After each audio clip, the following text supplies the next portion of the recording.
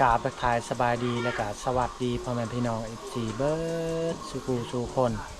ปู่ย่าตายายที่เข้ามาเบิ่งมาชมสองของเฮาขอให้อยู่ดีมีแฮงเด้อมื้อนี้ก็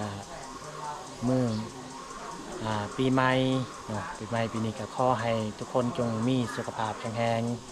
อย่าเจ็บอย่าจนเฮ็ดหยังก็ขอให้เจริญก้าวหน้าเนาะสำหรับมื้อนี้เฮาก็ยังอยู่ในเฮือนเนาะสิพาพ่อแม่พี่น้องมาเบิ่งมาชมบรรยากาศในหมู่บ้านเฮามื้อนี้ก็รู้สึกแค่แน่นิดนึงอาการเจ็บท้องของเฮาเนาะมื้อนี้ก็มีการสร้างสรรค์บรรยากาศว่ามาลินบุญปีใหม่นี่แหละมีหมู่บ้านเฮาเพิ่นจัดบุญปีใหม่บางเล็กน้อยนี่แหละทีมงานพวกเฮาพากัน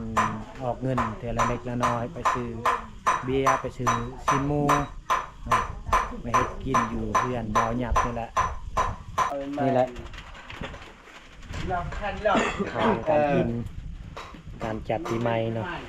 เบียร์ก็คือ5เกตมีเหล้าอีก4ปุกลาวยังไงไปกะไปลาว3 โลซีหมู3 โลตัวนี้แหละเมาไอ้แก่สีเห็ดอาหาร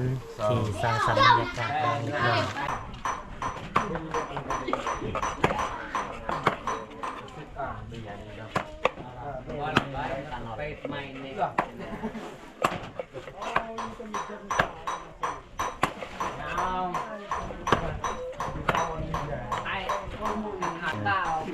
สำหรับเครื่องเสียงก็คือนี่แหละ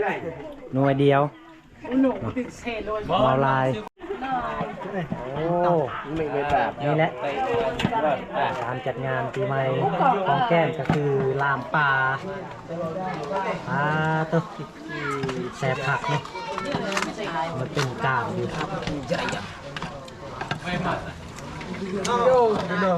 โอ้คักน้องทีมงานพวกเราที่ลินบุญปีใหม่ก็กำลังจัดอาหารการกินก่อนจะคอยเบิกบานมวลซืนหน่อยหนึ่ง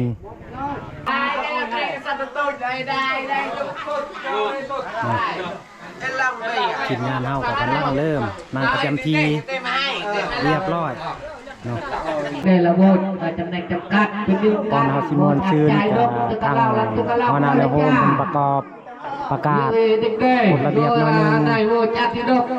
มันก็เจ๊งละน้องมาไปเชื่อมกันละน้องจะจบแตกให้เด็กบ่ให้หายตีกันตีงอจิตใจดก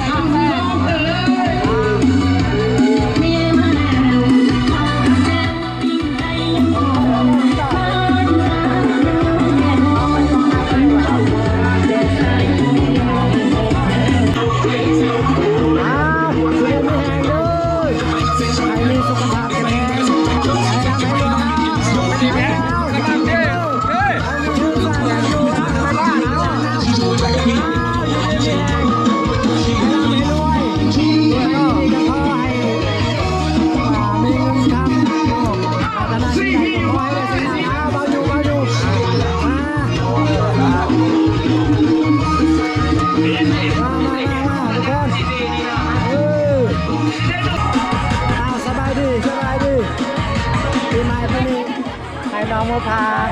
จงดีมีแห้งให้สุขภาพแข็งแรงปรารถนาสิ่งใดก็ขอให้ได้สิ่งนั้นน้องอาเตื้อย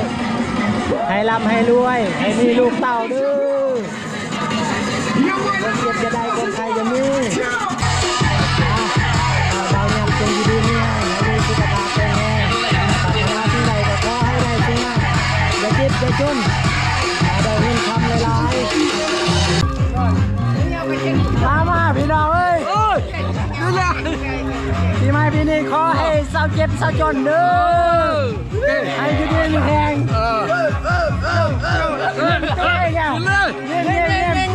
เล่นเด้อเล่นเด้อ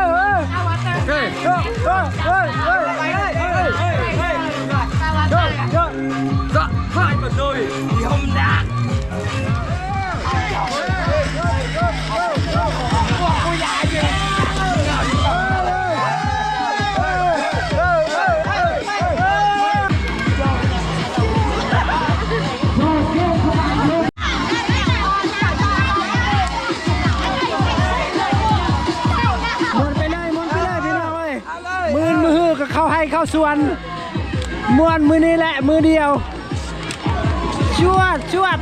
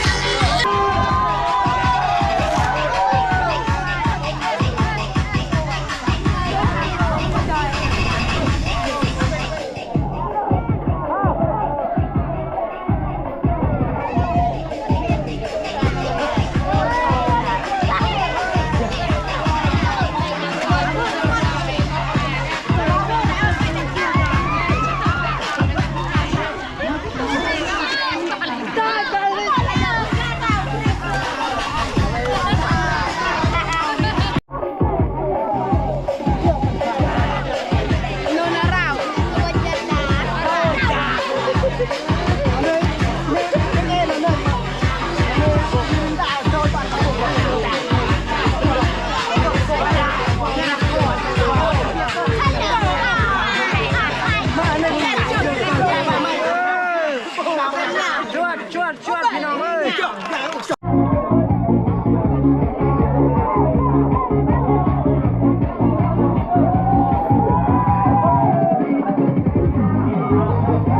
ตายอยู่ได้หมดเข้าไปเด้อเข้าไปเฮ้ยตุ้มดินเหรอตุ๊กเลยพี่ใส่พี่ใส่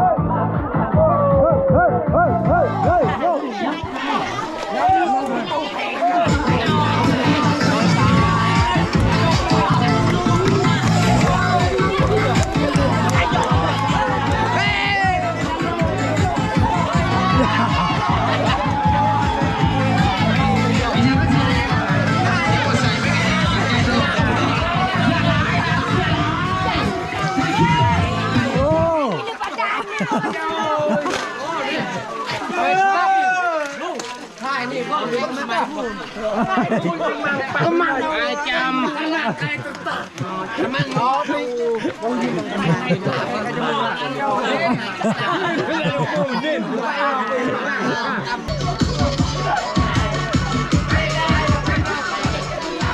เทิบเข้าไปเทิบเข้าไป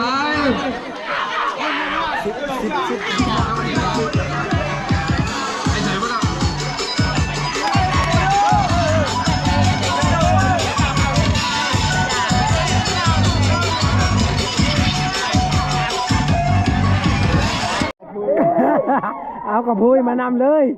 โอ้พี่น้องเอ้ยเอาตั้งไว้เครื่องกลางเ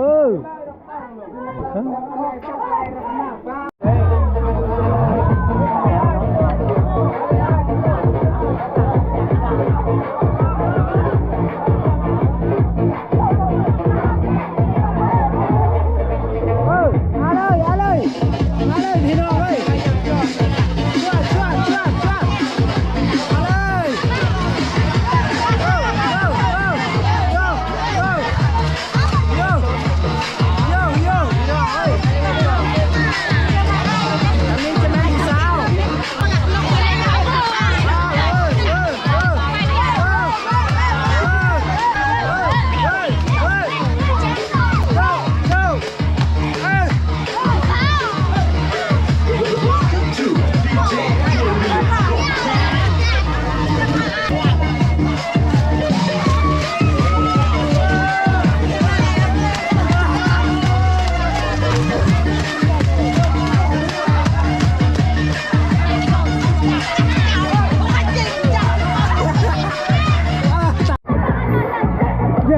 อย่าไปดาวติเกตก่อนเอาชวดพี่น้องเอ้ยเอาเลยชวดอยู่เฮ้ย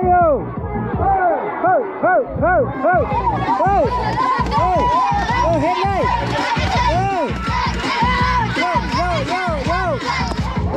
อยู่เฮ็ดพี่น้อง